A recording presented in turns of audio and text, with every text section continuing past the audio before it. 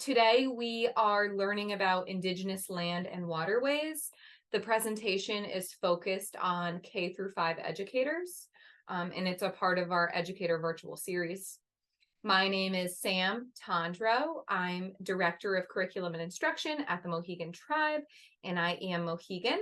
So cha ni tompak na tiawis pishao nu chai Mohikanak. So hello, my friends, and welcome. My name is Wildflower of Mohegan, and I'm excited to work with you today. We only have an hour. We're going to go through things pretty quickly. If you've learned with me before, really great. We're going to build on that. I have put a couple summary type things in here, just in case you haven't learned with me before, to catch you up a little bit. I am a former classroom teacher. My passion was fourth grade. I did teach 1 year of kindergarten. It was fun, but I did go back to fourth grade. And I continued my education to get my 092, to go on to my 6th year for social emotional learning and social justice leadership. And now I'm here today working at Mohegan. I direct the Department of Curriculum and Instruction, and we do many projects. We wear many hats. We create lessons and units of study. So leaving here today, you'll have access to our Growing Educators project. We connect with schools and districts across the state of Connecticut, and I go to schools and I work with teachers, and I can provide 2 to 3 hours of PD. So if you want me to work with your grade level teams or your school from this, we can certainly set that up.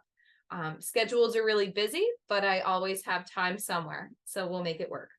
I also try my best to focus on inquiry and project-based learning, more hands-on learning with students, learning about Indigenous studies. And I lead programs such as, we have a challenge grant at Mohegan, we have Teacher of the Year programming, and lots more. That's just a little summary. So we have a virtual space today. So we have a few guidelines. Keep yourself on mute just so we don't have echoing unless it's time to share out. Keep your video on if you're able, if you would like to, and we're going to make use of the chat feature. So if you're not comfortable talking out loud, we can use the chat and talk about some of our talking points. You can also use that raise hand feature or emotion icons if you so desire. They're pretty fun. So today I want to build a comfortable learning space. I want us to collaborate and have conversation. Again, we'll be focusing on Indigenous land and water. And I'm going to suggest compelling questions, big ideas, and Indigenous topics to bring into your curriculum. Okay, so I'm going to pause for a second, and I'm going to have you add in the chat, what do you prefer to be called? What is your role in education? So what grade level, what's your expertise? Have you learned with Mohegan before? As well as, are you of an Indigenous nation? Because I love making those connections.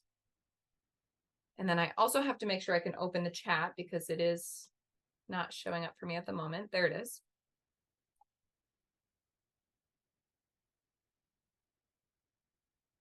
I do have some grade level based compelling questions and standards in here today. So I just want to see who we're working with today. I do see there's a 3rd grade teacher.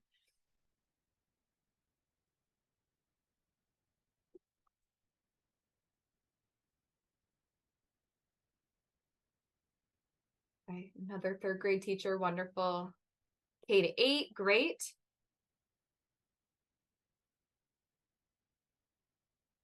Fifth through 6th grade, great. So for the teacher that's 5th through 6th grade, I will also in a couple weeks be doing a 6th through 12th grade version of this presentation. So it'll go even a little deeper than we are today. And not so much deeper, more just, grade level specific. 3rd grade, great, okay. So let's get started. I always start off my presentations, in 8th grade.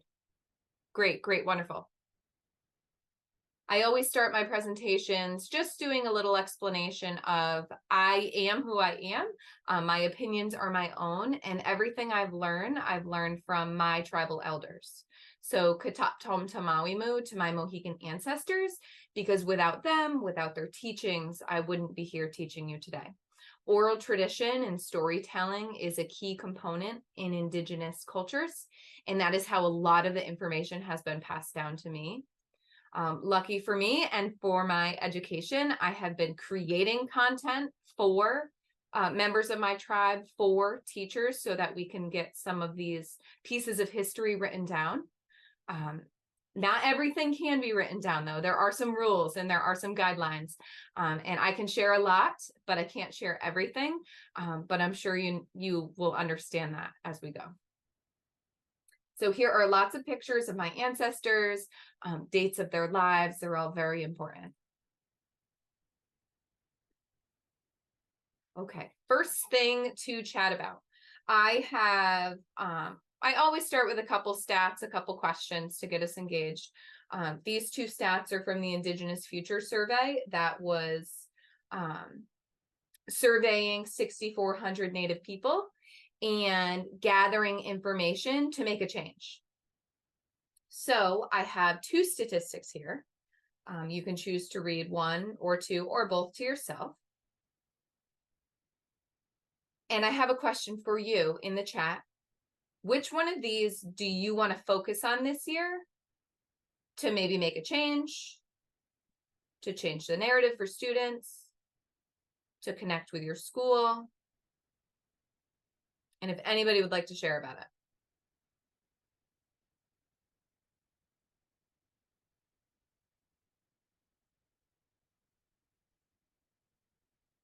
Would love to hear your thinking. Go ahead, Lisa. I'm really excited to be a part of this. I feel this is a long time coming. I'm sorry, I've become like very passionate about this. I think I'm obviously close to where, you're located, and I feel like it's really important for our kids, no matter where they live, to truly have an understanding about, the way things were. I read Young Water Protectors today, and we had a really strong chat around Columbus Day and the importance of it being changed. And, the book was obviously based on a perspective from, the young, Native boy. And it was just a really powerful connection. And I feel the more authentic opportunities we can provide our students, whether it be through text or engaging types of professional development or just having people come to our schools, I think is just a true opportunity, because I feel like change starts with our kids right now. And I think that's the power for me as a third grade teacher. Thank you for your thinking. I love that you're reading that text. That's a really powerful text. We are water protectors. We connected it to We Are Water Protectors. And so it's been a really nice kind of a thing, but it was just really important, I felt, to. Love it. Would anybody else like to share? Oh, I see something in the chat. History was my worst subject in school. Feel like it was from one particular point of view. I had very similar connections to that in elementary school. I always had to memorize the facts and get the multiple choice questions right on my test, right? And if I didn't get a 100, I didn't get a candy bar, So changes have to be made. Changes have been made. I've seen a lot of changes in the education system, being in it myself. But I also see, too, that there's a lot of room for change. I want hands-on projects. Yep. I don't feel I have enough knowledge or resources, and I still felt that way when I was in school. And that's what motivated me to find a position and take a position to create materials. And I love creating, and I love teaching. I do miss the kids, though. So two of the stats here, people often express disappointment or anger that what they were taught was so sparse or misleading.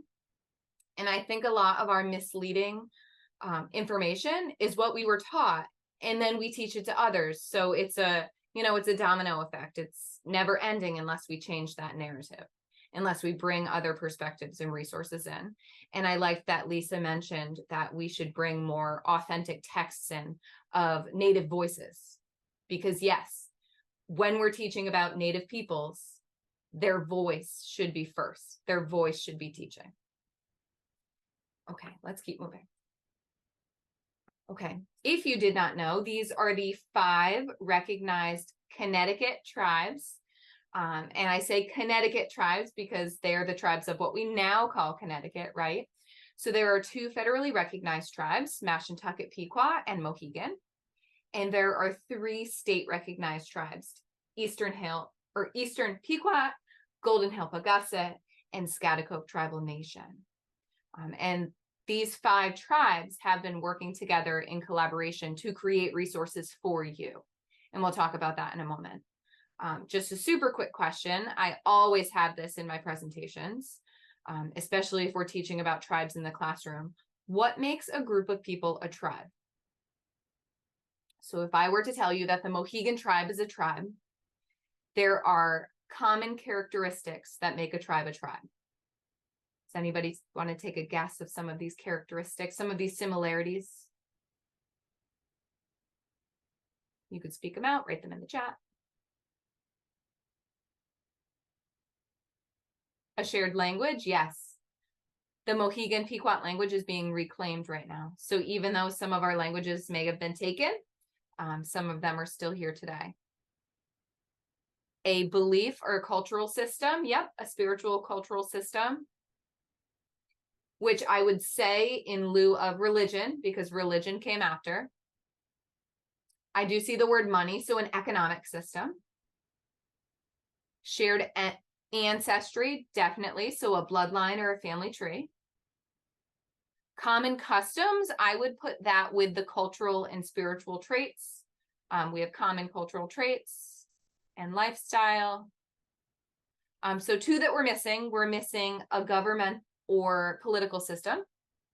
So having a government system, as well as a shared location or a shared place.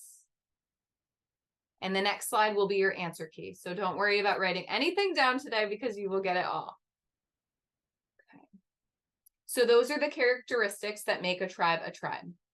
And as Eastern Woodland tribes, as tribes of what we now call Connecticut, we do have a lot of similarities, but we also have differences because we're from different pieces of the land, near different resources, near different locations and places.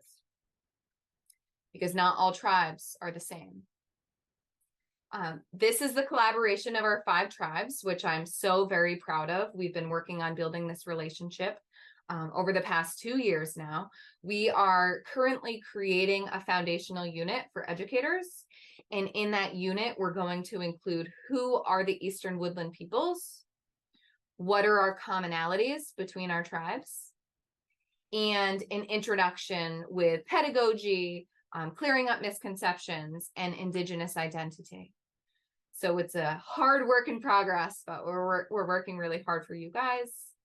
On the CSDE website, there are current narratives that each of the 5 tribes has gotten up there for you. So if you want to learn more about a specific tribe or have resources from our 5 tribes, they're up there. And then when you get this, you'll get the link to Mohegan's specific document. Okay, so here are those compelling questions and big ideas that I wanted to have conversations about, and hopefully you can see them okay. So I want to look at the first box, and this box is for everybody. So these are questions that I would pose to you. I would have you pose to your colleagues. And I want you to dig into these questions and find these answers to better understand Native peoples and Indigenous identity. So first one is, what are the Indigenous roots of your community? Do you have tribal reservation land near you? Do you have tribes that used to reside on your land but do not anymore? Start researching and looking up questions like, who lived there before your school was there? Who lives there now? And what happened in between there? And these are questions that you can dig into, especially 3rd, 4th, 5th, up to 8th grade with your students, if you have resources, historical societies, or maybe even some old books in your library. How can we incorporate Indigenous ways of knowing and being into our learning? So even if it's brand new to you, today you're going to walk away with lots of new ideas. You'll have at least one thing to start. Love it. Close to the Quinnipiac River. Love it. which is a place of bountiful resources. So it was a great place to live. So then I have boxes for kindergarten, first grade, and second grade. And these are compelling questions, or close to what the compelling questions could look like when our new model curriculum comes out. I took the task of creating my own big idea questions under them to relate to specific standards that you could teach in your classroom. So if we start with kindergarten, we're talking about community. So when we're talking about Indigenous peoples, kindergartners are going to make connections to what did life look like 300 years ago to the people of Mohegan, and how are Mohegans living now in communities? Those very basic comparing past to present. Okay.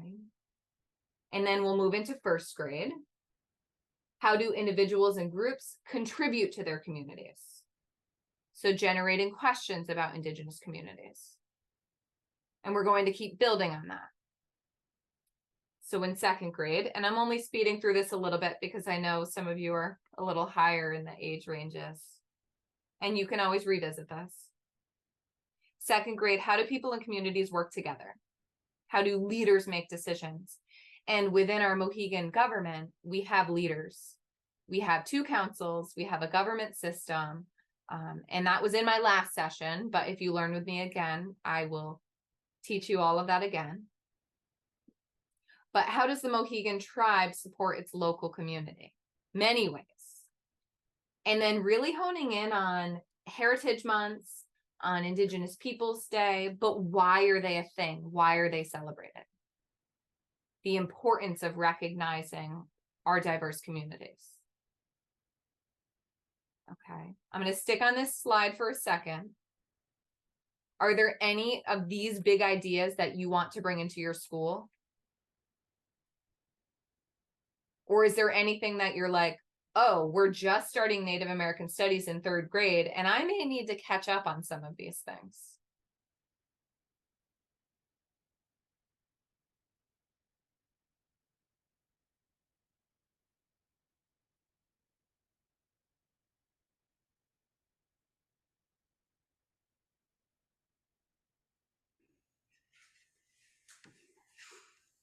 I think that's one of the promises of having, a requirement that we do Indigenous studies across Connecticut now, is that like it will force people to think about how do we integrate Indigenous ways of knowing and being into, other curriculum, as opposed to just having this 1 year of like a standalone, now we're going to learn about Indigenous groups.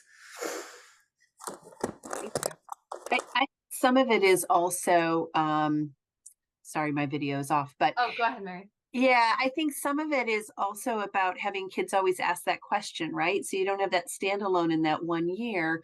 Right. Who were the original people that lived on this land, and how did they live? And, you can talk about that change and continuity without little kids can't necessarily understand continuity, but what stays the same. We've got traditions, right? So they can connect to themselves, I think, very readily. We start some of these conversations early, before some of the misconceptions of the world get in. Not that we're the perfect deliverers. We're not Mohegan.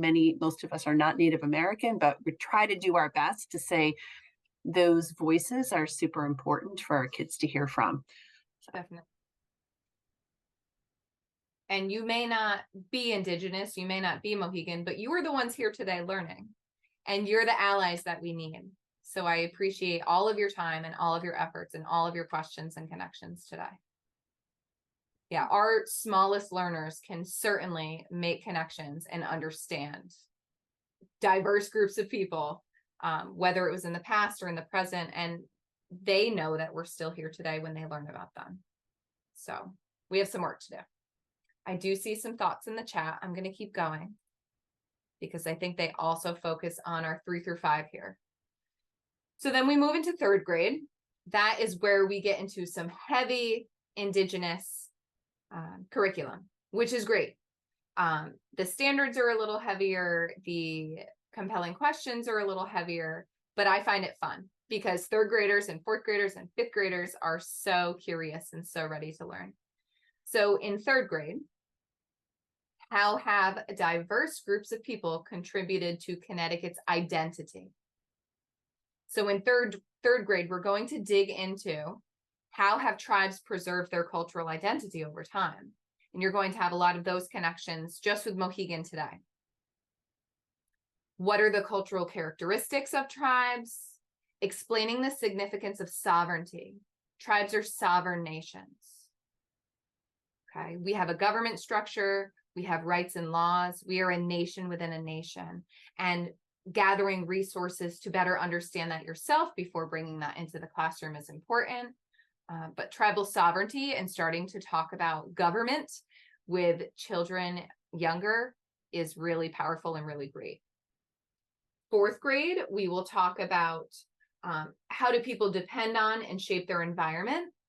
And today we're talking about land and waterways. So what better way to live off of resources and live off of our environment than teaching kids through Indigenous peoples. And then in fifth grade, we will dig into economic, political, social impacts of the colonization of the Americas. And then the American Revolution. And those are a lot of resources right now that are being created. They haven't been created yet, but we'll have more coming for you. Okay.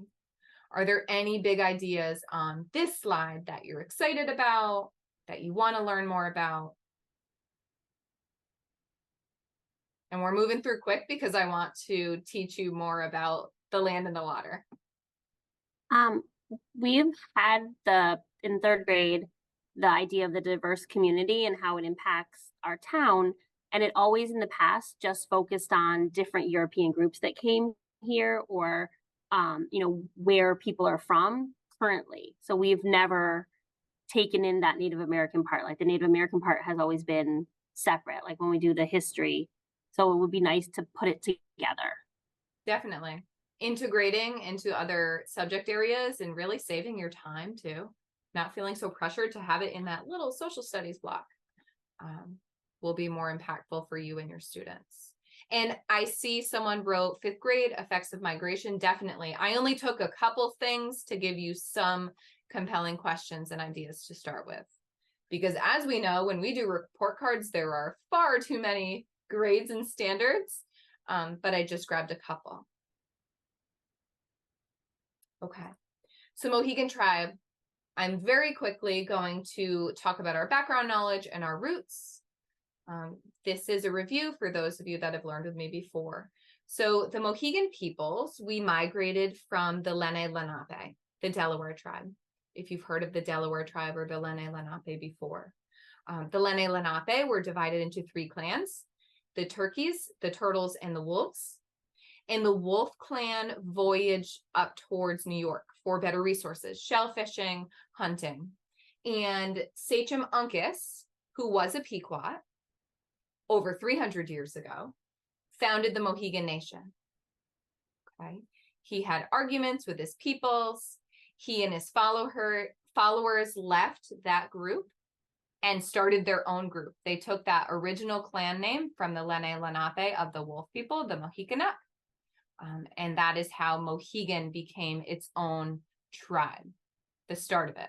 It's very complex. There is much more information on our Educators Project for you, but that's just the quick summary.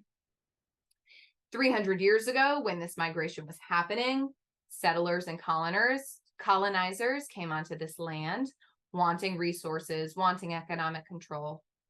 And Sachem Uncas formed an alliance with the English colonists. And because of that alliance, he had friendships. He made a lot of really powerful connections. And survival was threatened. There were much challenging times. Uncas still remained true to his Mohegan people, and we are still here today. So that's all very heavy, but we will move into the connection and the importance of our land. Mohegan has a creation story that you can read through on your own. And the short summary of that is Mohegan created on top of, or the creator created life on top of Grandfather Turtle's back. And if you've ever heard of Turtle Island before, referenced in different creation stories, we are on Turtle Island. That's where life started. And turtles are very important in the Mohegan Tribe and in other tribal nations around us for many reasons. There are 13 scutes in the middle of a turtle shell, and there are 28 scutes around a turtle shell. And the turtle is known as our timekeeper. Okay. Can anybody make a connection to time with the numbers 13 and 28? Months of the year and days in a month, but spread out through 13 months Yeah, so into your yeah, calendar. exactly. Thank you, Laura. There are 13 full lunar moons. And in those moons, there are 28 days, making a year, making a time, making a calendar, right, of what we now know today, except our calendar has changed to 12 months. But we still have those 13 full moons, and we have seasons within those moons with lots of environmental connections. All of those connections are really important in our Indigenous community. Right here in the center of our slide is our tribal symbol. And there's a lot of symbolism within that also. It's our tribal seal. In the center is our sacred center. And around that, we have 13 circles showing our 13 moons, or the 13 generations Sinsunkus. Okay. We have 4 directions. Those are our turtlebacks that are also in the shape of a sky dome. We have 4 trees of life. The 2 top trees of corn reach out to our future generations, and the 2 bottom trees root down to the roots of our ancestors. Okay. And all of this together is our modern representation of our Mohegan tribe, bringing in those 13 generations, bringing in the significance of our turtle, of our dwellings, of our ancestors, of our future generations. Okay. Indigenous land. So we will look at a few maps. We will talk about boundary lines and territories. Okay, this is the Thames River, right here on the right. And Mohegan Hill, our reservation today, is located right off of the Thames River. It is a prime location full of lots of resources. And that's where Mohegan's village and fort has been located for hundreds of years. The term Quaneticut means land of the long tidal river. So when I say to a student, what is Connecticut? And they say to me, oh, it's one of our 50 states. Well, it's actually a land of full, bountiful resources, a land of a long tidal river, the Connecticut River. The Thames River is also a tidal river, and it's an estuary. It's brackish water. So with that comes a lot of different types of creatures and fish and animals. And we'll get into that if you want to bring a little more science into your classroom. So this is the location of our reservation 300 years ago and today. I have a short excerpt here that I'm going to have us read. Raise your hand if you've read this before, which is great. I have a small excerpt from the first page of this book talking about Indigenous land. And as we read this excerpt, I challenge you to think about the following question, and it's right on the slide. How does this build on your prior understanding to teach about Indigenous land? So you have prior understanding in there, you have background knowledge about the land, but how does this excerpt build on that? And this is a book called An Indigenous People's History of the United States. I choose to use the For Young People one. And here we go. I'm going to give you a moment to read on your own.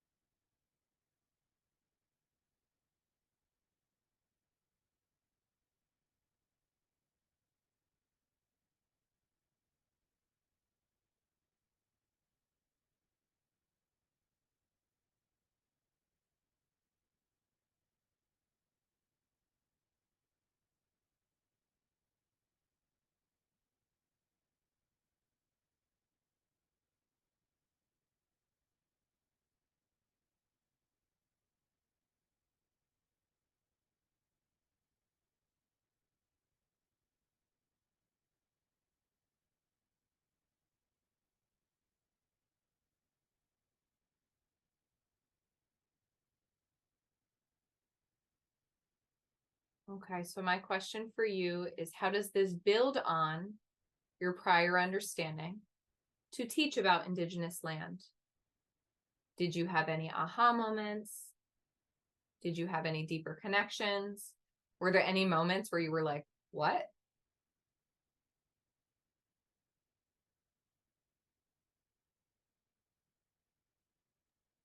I think it goes along with so much of what we have been working with as teachers and educators in terms of building upon the myth of the creation and foundation of the United States.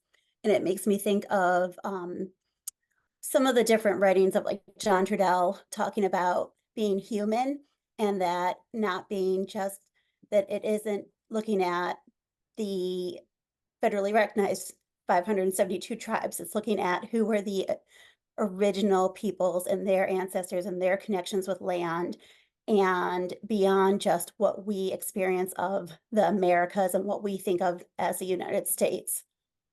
Thank you. I think it's important to really think about that and setting up that. And you mentioned the word sovereignty too before, is thinking about that it's not just these boundaries that were created after the American Revolution, thinking about the fifth grade standards, but it's thinking about how everything was intertwined and brought together, and it was based on kinship and land and water. Thank you for your thinking. One of my elders today asked me about what their grandkids should be learning about in elementary school, and they brought up Columbus Day. And their grandchildren came home and talked about how Columbus discovered America, right? So the discovery, the rediscovery, whatever that story is, there were already people here, right? So having that recognition, having that understanding. But when people came here too, a lot of destruction happened to the tribes that were on this land. And that is a lot of what we're missing in our understanding as learners and educators. But sometimes it's easier in younger grades to leave the ugly history out and to just dabble in what we have, the resources we have and the resources we're used to. But I'm trying to help teachers move away from avoiding the hard history, but bringing it in appropriately.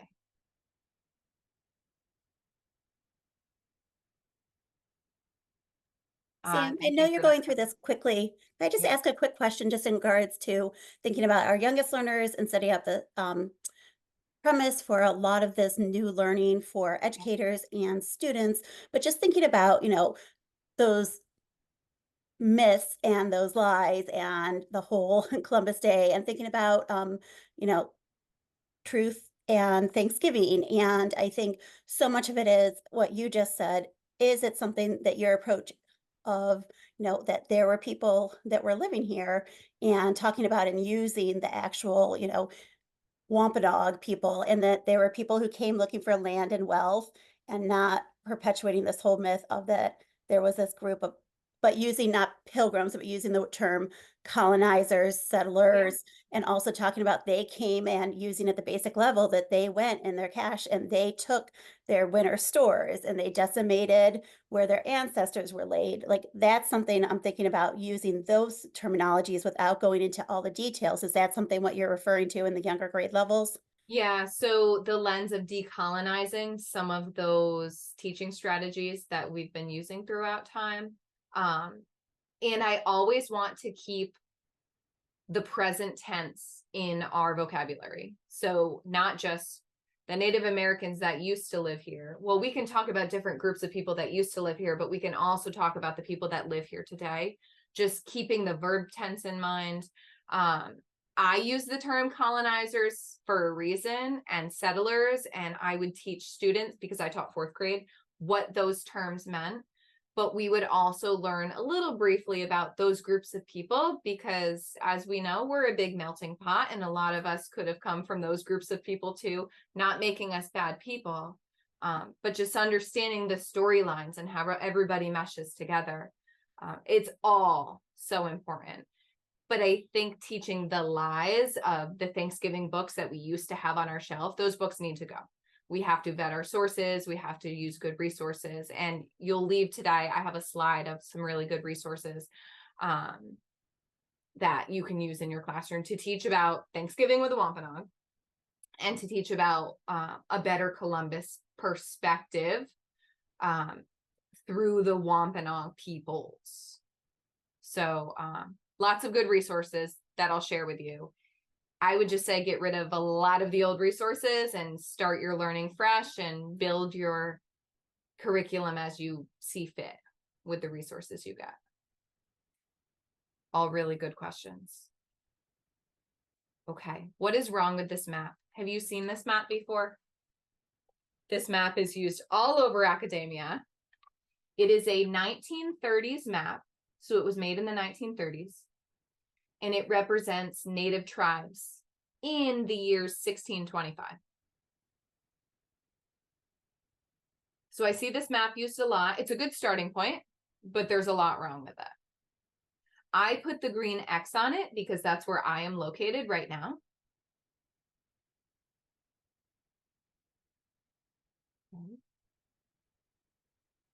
So if I were a child and I were to look up, and there's a link on the bottom that when you get the slideshow, you can click on it, but UConn published a digital mashup map where they have this map and a current map of the Connecticut towns overlaid on top of it. So for example, if you lived in Farmington and you wanted to know which tribe approximately lived on your land in 1625, which tribe would that be? It would most likely come up as Tunxus. But what are you noticing as you look at this map? What is wrong with it?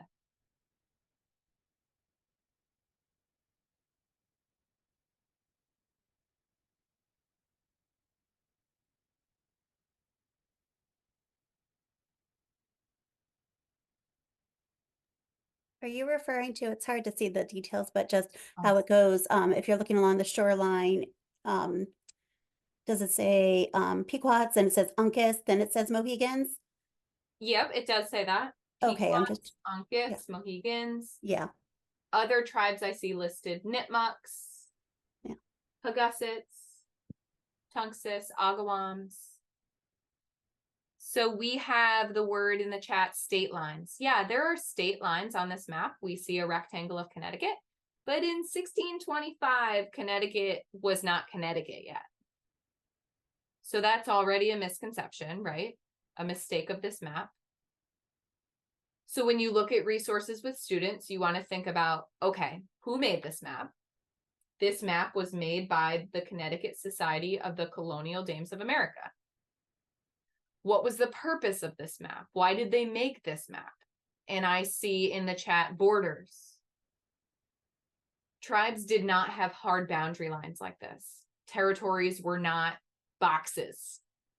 Okay, there were agreements between tribes that they could pass through, migrate through, hunt through, whatever those agreements were. They were not hard boundary lines like this. And some of the natural boundary lines that were made were probably most likely from rivers, ledges, cliffs. We know the land in this area. How some of these tribal names are written: Mohegans. We are not the Mohegans tribe of Connecticut, right? So we're giving a plural to all of these names. A little misunderstanding when creating this map.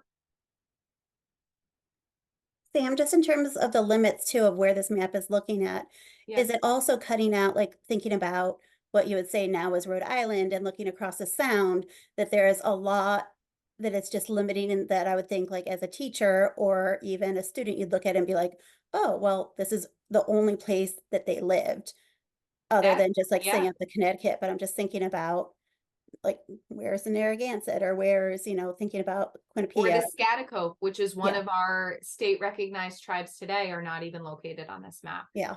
There's a lot missing. There's also a lot of tribes on here that are no longer tribal groups today. We call them the lost tribes of Connecticut, whether they migrated, joined with other groups, or just are not together today. I do not have all of the answers. I'm not a master on all of the tribes of what we now call Connecticut. But I can tell you that this is a good starting point for who lived on the land before you, but I would not use this as an ending point. But my next map is a website. It's called Native Land Digital, and it is updated by First Nations of Canada. It's a really great resource, and they update it.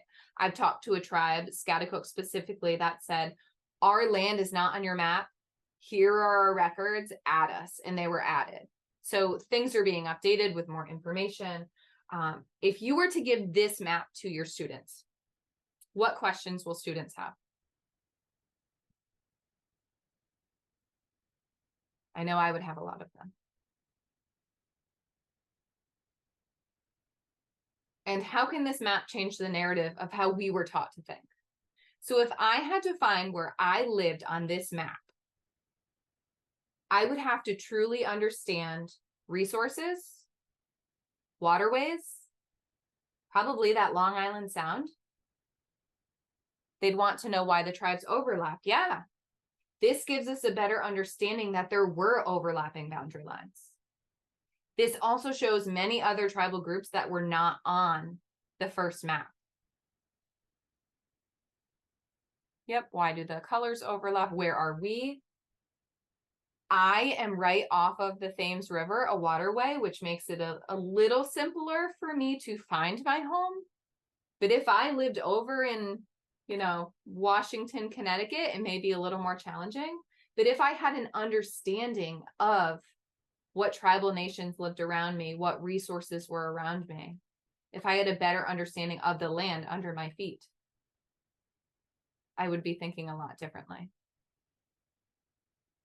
And where is Connecticut? Well, if we're talking about Indigenous land, do we even have to answer that question? You don't. You could be a fun project. Okay. Resources of the land and waterways.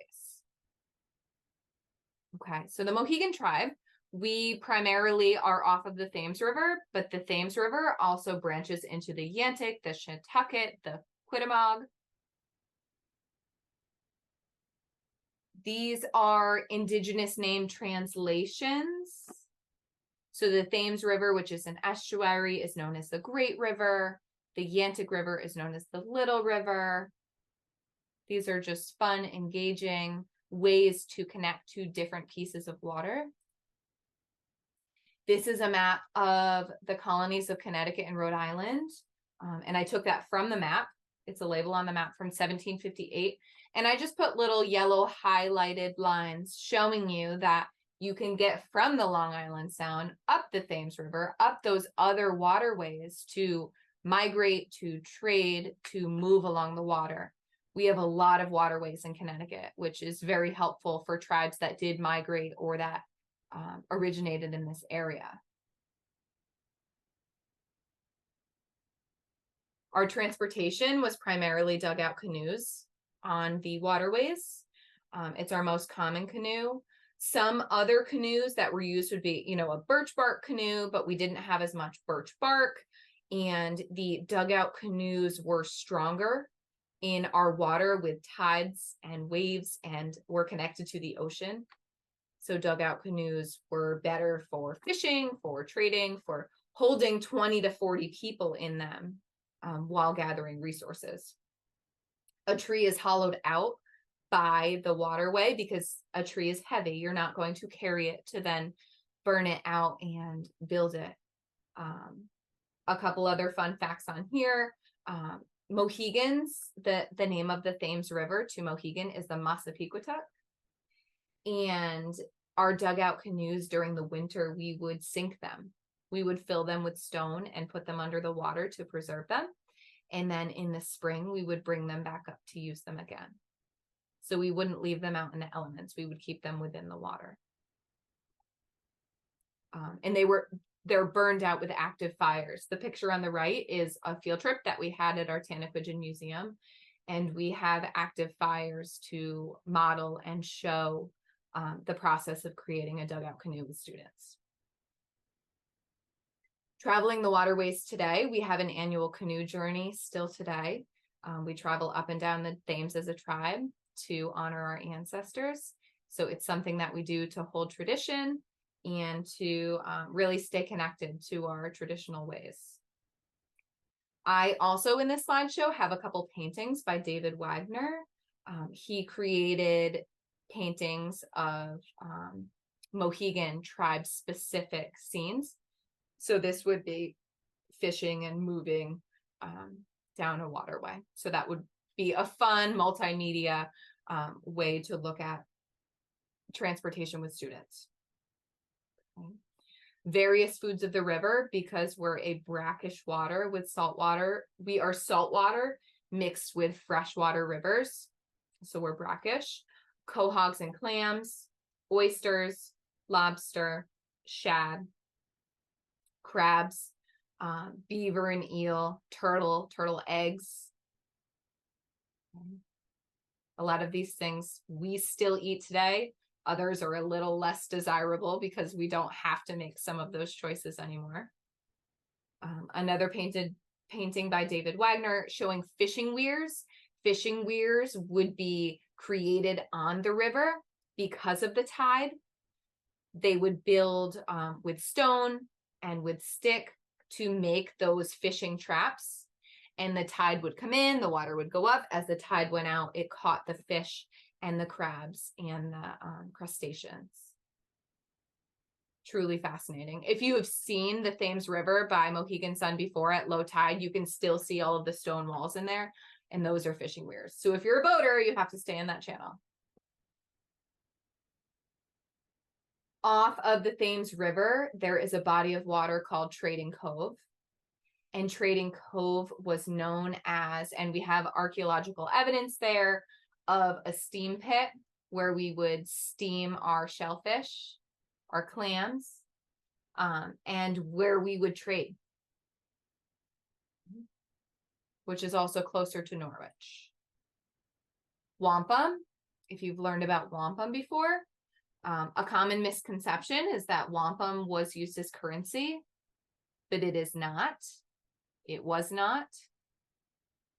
I could say that it was used as a trade item that the colonizers really loved.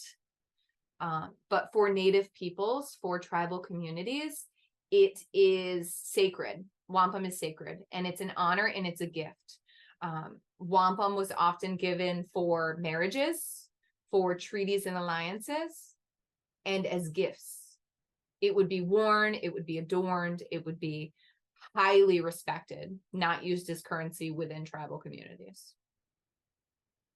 Shells were ground. So the white shell is the whelk shell. Those would create the white beads, the white wampum beads. And the clam shell, the quahog, would create the purple wampum beads. Today we have modern drilling. So we have modern drilling techniques, but it's still very labor intensive.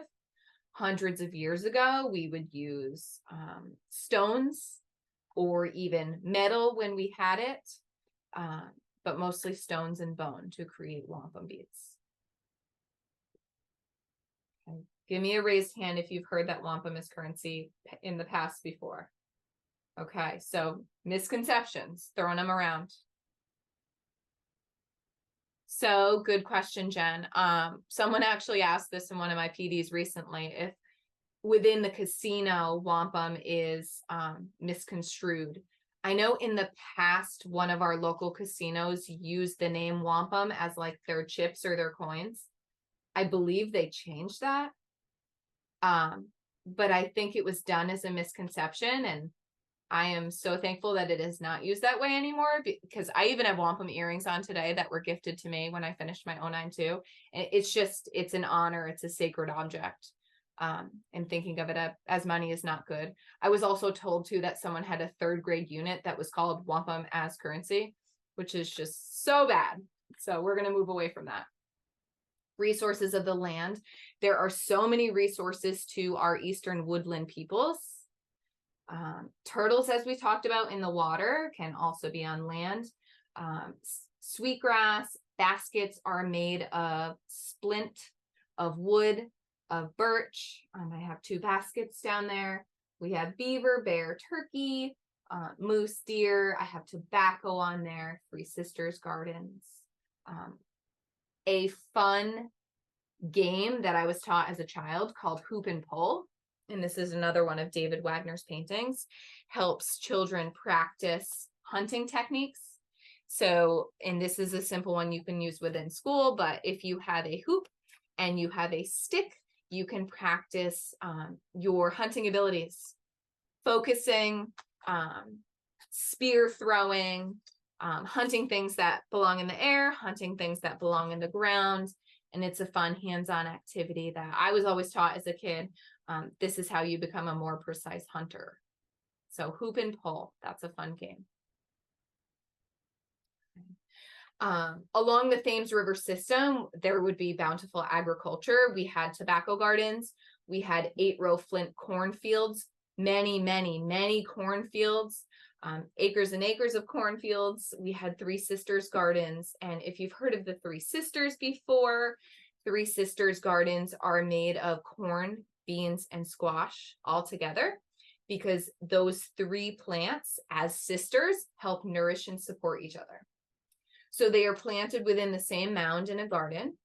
And this is a fun one to learn with your students. I actually, on the next slide, have a direction page if you wanted to build a Three Sisters mound with your students. I would suggest starting earlier in the spring so that you can see some of these things grow and harvest them.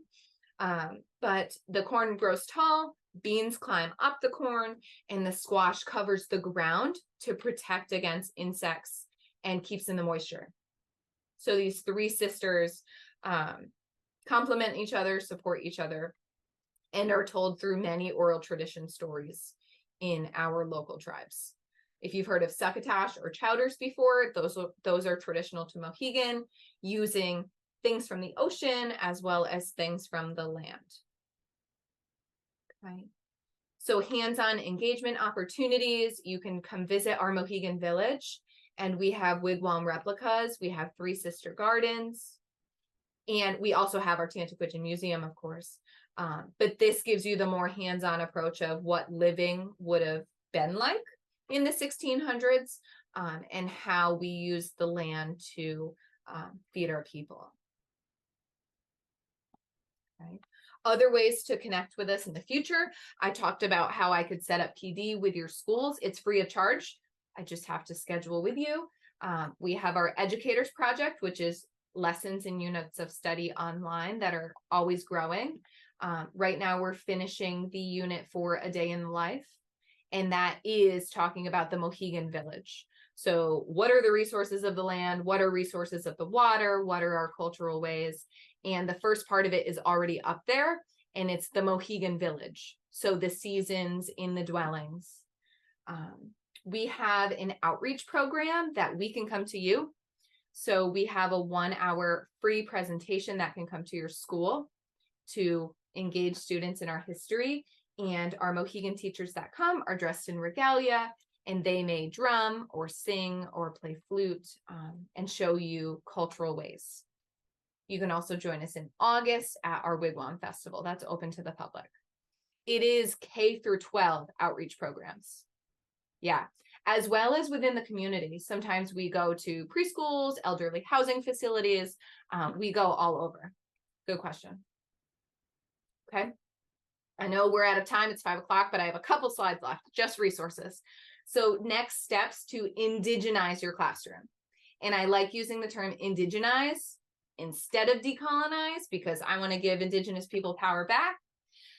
So connect to the roots of your community and land. Ask those questions. Who lived on the land before your students? What Indigenous communities? Practice that verb tense, because Native people are still here today. Okay. If you go into U.S. history at all, include that Native perspective.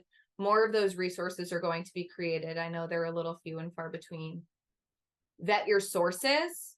Get rid of those old books with misconceptions and try and find books that are written by Native authors that have a good background and can be trusted.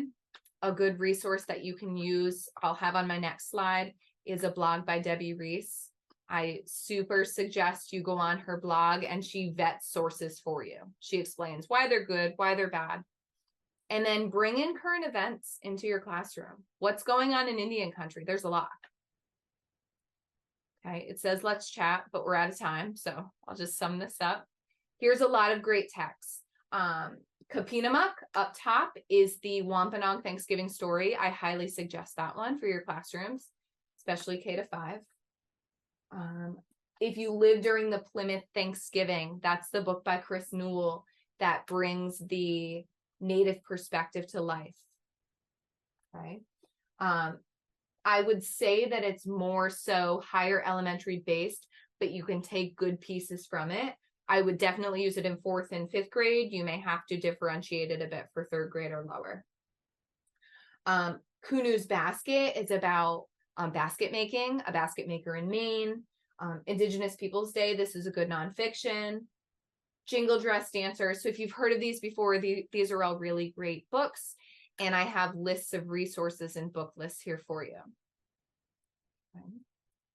When we are done, which there's 2 more slides after this, I would love for you to fill out my feedback form because I always want to keep growing. This is our educators project with our username and password to log in. So you'll have all of this. I have a growing Google Drive folder that I want you to have access to. Okay. Every time I create new resources, it goes in that folder and it keeps growing. And that is it. So Katat Tom Tamawimu, thank you all so very much for your time and your brain and your commitment to education because it is so important.